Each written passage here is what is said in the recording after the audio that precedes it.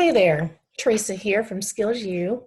Wanted to talk to you about, well, we're going to continue our lessons on sentence structure. This is the fourth and final lesson in sentence structure. I've also provided you with a short little snippet of conjunctions. I know we've talked about the different types of conjunctions and how they link sentences together or clauses together to create sentences. So look for the video on conjunctions there on YouTube or on Facebook. Also, speaking of YouTube and Facebook, when you're interested in trying to complete something that you've always wanted to do, like completing your GED or get ready to go to college, go ahead and look us up at call us at 502-213-5212 or look us up on our Facebook page. It's JCTC Skills U. Drop us a line in the comments section or send us a message through Messenger. Or you can go to YouTube where most of these videos are going to be posted and look for us at Skills U Online. There's a discussion tab there. Go ahead and drop us a line there and we'll be happy to help you get enrolled and get started in what your needs are to be. So anyway, back to what we're talking about today. Like I said, we've already had 3 lessons in sentence structure. This is the 4th of the series. This one is about compound complex sentence structure. So we've had simple sentences that we've talked about. We've talked about compound sentences. The last lesson in this was about complex. So now we're going to go back to compound complex. I'm going to put it all together, guys. Okay, so if you remember, when we first started this series, we talked about dependent and independent clauses. Dependent clauses are like Batman and Robin. They depend on each other in order to solve crimes. So a dependent clause is dependent upon an independent clause to help it make sense. Whereas an independent clause is like Superman, who can solve crimes pretty much on his own. So independent clauses are like complete simple sentences, whereas dependent clauses are kind of in the category of fragments. They kind of hang out there, leave you wondering what's going on. So they are dependent on the independent clauses to make them complete. Then we talked about types of conjunctions. I just mentioned those a few minutes ago. There are coordinating conjunctions. Those are the conjunctions, the fanboy conjunctions, that connect independent clauses to complete compound sentences. Whereas you use subordinating conjunctions to help complete or connect an independent clause to a dependent clause so that you have a complete sentence with that. Now remember, complete sentence has to have a subject, a verb, and express a complete thought. Those are the 3 main points of a complete sentence.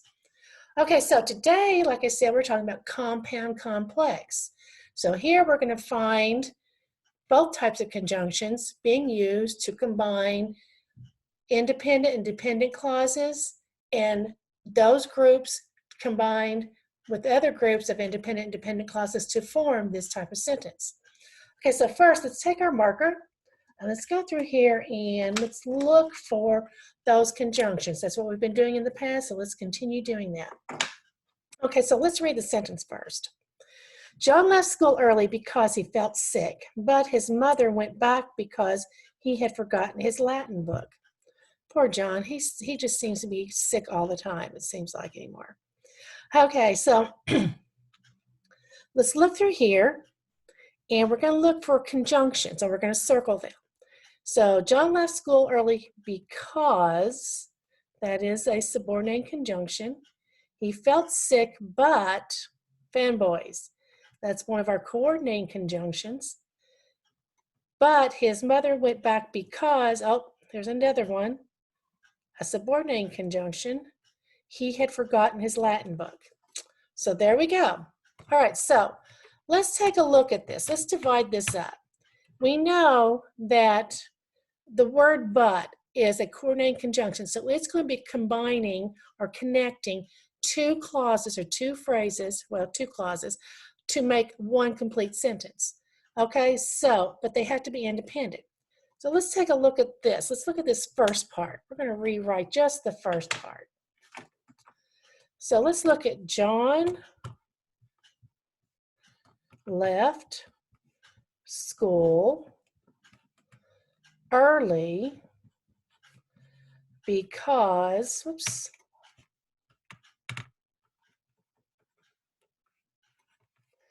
he felt sick. Okay, now we can't put a period there because it's just the first part of the complete sentence. We've got to pair the compound complex sentence. But what we're going to do is we're going to look at this. And we know that because is a coordinating or subordinating conjunction. I'm sorry, I have to move this around a little bit. There we go. So we know that John left school early because he felt sick. We know that because is a subordinating conjunction, which means that we have to have an independent clause and a dependent clause. So with because being our subordinating conjunction, and it's in the middle of the sentence, if you remember from when we talked about complex sentences before, it's going to be the beginning of this complex phrase, because he felt sick. So if we look at this, and all we had to think about was this right here, because he felt sick, it doesn't really give us a complete thought. Yes, it does have a subject, it does have a verb, but what about it? What does that have to do with anything? Without the first part, John left school early, we would have no idea what this had to do with anything. So, because John left school early, that is an independent clause. It has a subject, it has a verb, and it makes a complete thought. John left school early. I can say that without anything else. So that makes that an independent clause. Then that means that because he felt sick is our dependent clause. Okay? So John left school early because he felt sick. Because he felt sick is our independent clause. So we're going to go back up here to the top. We're going to underline the first part of this and label it as independent clause.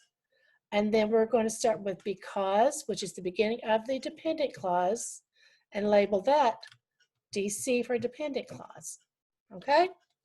All right, so we've got the first part of it identified. Let's look at the second part here.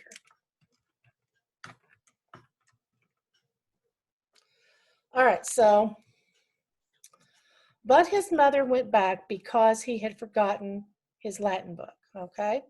So, but his, oops, we probably should capitalize that, should we? Habits, sorry about that, old habits. But his mother went back because he had forgotten his, whoops, Latin book. Okay, so again, we know that but is joining this group of words with this group of words. So really we just hide that for right now. Make it into a little ghost. Yeah, there we go. Okay. His mother went back. His mother went back because he had forgotten his Latin book. Okay, we know that because is a subordinating conjunction. It's in our list, so we know that. So that means that the beginning of it and the last part of it must be either an independent or a dependent clause. Now remember up here in the first part, we identified the independent dependent clauses according to the location of the subordinating conjunction. And we can do that again down here. We're going to use the blue marker this time. Okay, so his mother went back. His mother went back.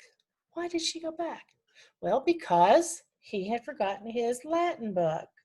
So, his mother went back. That is an independent clause. Because he had forgotten his Latin book, if we did not have the first part at all, if all we had was the part that says, because he had forgotten his Latin book, that doesn't make any sense by itself, does it? That makes that a dependent clause. Okay, so we're using the word but as a coordinating conjunction, but his mother went back. dependent clause because he had forgotten his Latin book. What that does is this is going to connect both sets of these sets of words or phrases to make a complete sentence, which is going to make it a compound. Because it's a compound sentence, you could take both of them apart and just make them complete sentences on their own, but we're putting them together using a coordinating conjunction where we have, oh, I forgot to, there we go, where we have, but his mother went back as the independent clause, and because he had forgotten his Latin book as the dependent clause. There we go. So compound, complex. Two complex sentences joined together by a coordinating conjunction, and in this case, it's but. One of our fanboys, what you gonna do? Okay, I'll stop, I promise. One of these days I'll stop. Okay, so this is the end of this lesson. This is the end of the 4th lesson of the series of sentence structure and diagramming them.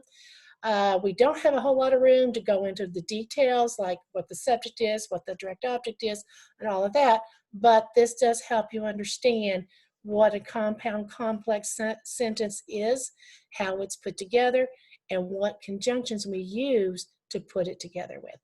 This is Ms. Teresa again. Give us a call at 502-213-5212. We do service all 8 counties of our region, which are Bullitt, Spencer, Shelby, Gallatin, Trimble, Carroll, Oldham, and Henry. Drop us a line and on our YouTube page at Skills U Online, or leave us a message there on our Facebook page at JCTC Skills U. You guys have a great day, stay safe, and be careful out there.